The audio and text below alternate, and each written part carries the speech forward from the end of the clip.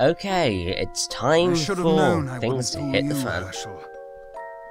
I worked things out on my own this far, but I need you to help make sense of the rest. Quite you right. must have had some reason for concocting a scheme this wild. Very much so. I had a very good reason. It all started about 10 years ago. Bill Hawks and I were friends and colleagues. Right. We worked in the same lab researching time travel. Our research meant everything to us. We poured our hearts and souls into uncovering the secrets of space and time. Right. After months of progress, we had built ourselves a prototype time machine. It was finally time to test our work with a human subject. Right. Bill thought we should use Claire as the first test subject. She was our lab assistant.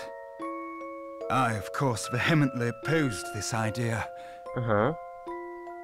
I loved her too, you see.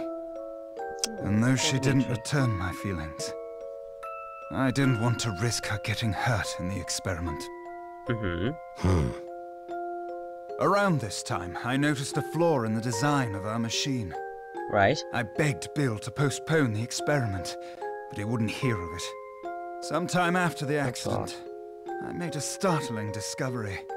Unbeknownst to me, Bill had made a deal to sell the technology behind the machine's power source.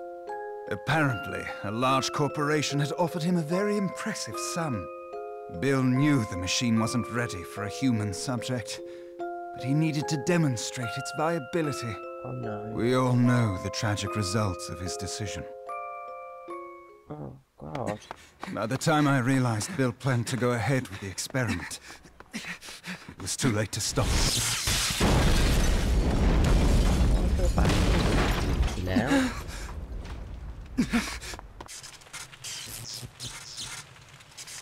I'm sorry, but I'm hating Bill Hawks. What a douche. What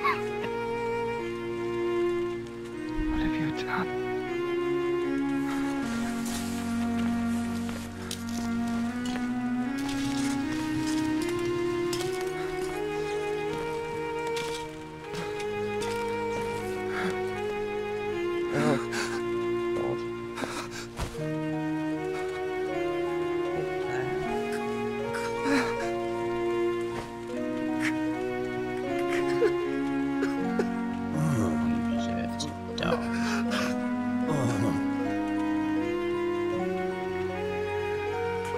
He deserves to die a very, very horrible death.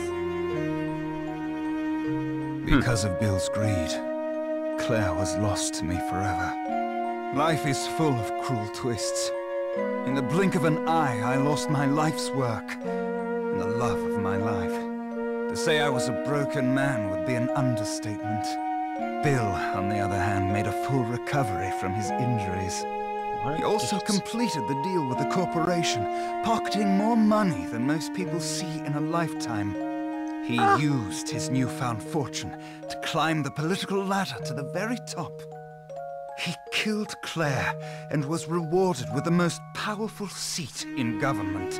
If that's not a cruel joke, I don't know what it is.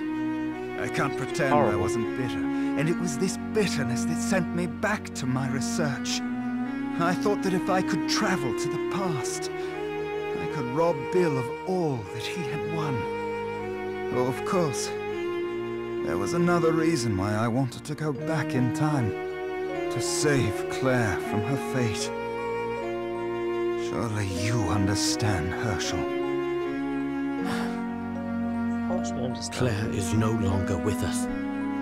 There's nothing anyone can do to turn back time. Exactly. Do you really believe that? I don't want to, but I do. I have just one more question for you. What is it? Someone's been using you as a pawn. Are you aware of this? Wait, what? What are you talking about? Someone here masterminded a scheme even more awful than yours, Dimitri. And that person is there! Future Luke? What? Well... I think you're mistaken, Professor. He has been looking pretty shifty over the past game. No, there's no mistake here. And there's no hiding it anymore, Luke. or should I call you Clive? Yes, his real name is Clive. It He's took been some lying to us time the to whole put time. together the pieces of your plan. But when I finally understood it all, the sheer evil of it sent a chill down my spine. What is he talking about, Clive? You kept your true intentions hidden from everyone, Clive. Even your partner, Dimitri. What are you saying, Herschel? Oh dear. Clive was You know, aiming for Clive. revenge on a massive scale. And you were nothing more than a pawn, Dimitri. Tremendous work, Professor. You found me out. Of course. Stop speaking in riddles, Layton. What's this all about? Clive, you lived next door to the lab that exploded 10 years ago.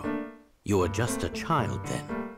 That blast demolished half of the building you lived in. Reports indicate that 10 people were killed in the explosion. 2 of whom it must have been a terrible Aw. shock. Yeah, In the span of a few his seconds, parents. you lost your family and your home. When the initial shock wore off, it was replaced with anger. Yeah. You as it would be. became obsessed with exacting revenge on those who had wronged you. You were lucky enough to be adopted by a kindly woman in her golden years, Constance Dove. Miss Dove's extreme kindness was matched in scale only by Perfect the name for that enormous type of fortune woman. she possessed. You two lived quite happily as a family for a time. Sadly, it wasn't to last. Oh. Miss Dove departed from this world 5 short years later, leaving her fortune to you. Before long, you graduated from secondary school and took a part-time job at a prominent newspaper. Considering your sizable inheritance, I don't think you took the job for pocket money. Most likely You not. were searching for something. That's about right. Using the newspaper's resources, you finally hunted down the men responsible for your misery. You knew that both Bill Hawks and Dimitri Allen were responsible for the explosion. Armed with this information, you concocted a plan to avenge your parents. Oh dear. First, you befriended Dimitri and convinced him to resume his research on the time machine. Then, you used your inheritance to set up this elaborate facsimile of London. With your stage in place, you used your contacts in the press to find the best scientists in the country. Yep. After all, you would need quite a bit of help to complete this time machine. You then proceeded to lure these brilliant men into your trap. Quite right. However, unbeknownst to Dimitri, most of your staff were not working on the time machine. No, they were not. What? Silly, silly Dimitri. Clive had secretly reassigned many of the scientists to a different project. You might think of it as his pet project. We don't have all day, Layton. What was the second project? A weapon designed to cause destruction on an unimaginable scale. Yep. A weapon? Is this true, Clive? Obviously. And I thought scientists were supposed to be observant. While you focused on your machine, I had a different goal. Though some may call it revenge, I prefer to think of it as justice over single-minded scientists and corrupt politicians. Oh dear. What are you saying, Clive? Enough explanations. Let me show you. Oh dear. This isn't going to end well. Oh no, Laura!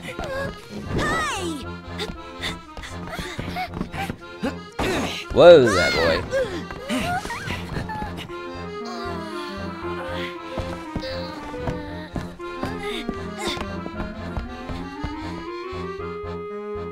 Jeremy and Barton, move your asses, jeez.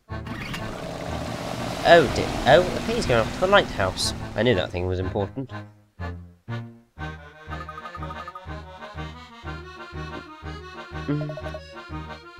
Oh dear. Something's happening. Oh, good lord.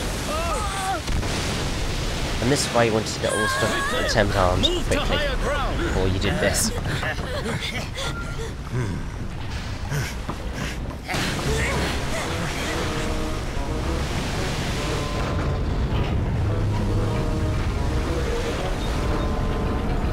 All I can say is, my god, that thing is huge. Whoa. Well, the Thames Arm doesn't exist anymore.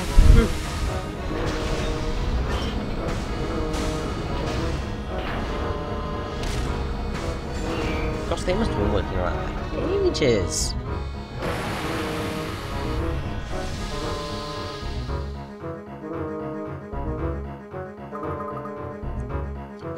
It's a weapon of mass destruction.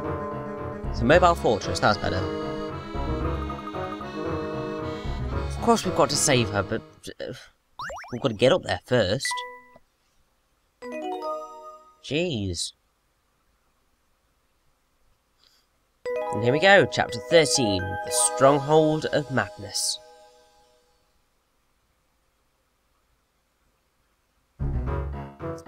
Well, a bit of reading to do now. The real puppet master. Dimitri, whom we found posing as the bartender in the restaurant, told us the accident at the Institute of Polydimensional Research. Being betrayed by Belle, his friend, must have been terrible, not to mention losing Claire. Someone else has been pulling the strings, however, using Dimitri's desire for revenge for their own gain. So I don't know whether this, like, 12 is the last page. Anyway, Future Luke's real identity.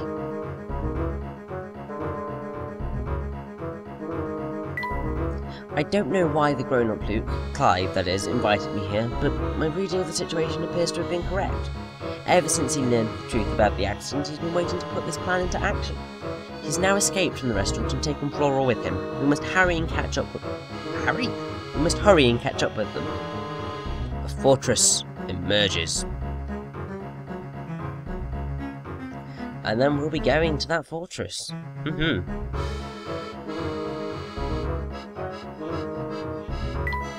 We followed Clive to see where he'd taken Flora, only to be greeted by the sight of an enormous mobile fortress rising from the bottom of the river. I wonder if the kidnapped scientists realised they were creating such a thing. I dread to think what might happen to London if we don't stop that fortress soon. Well, things have really hit the fan now. Woo-wee. Anyway, let's go save Flora.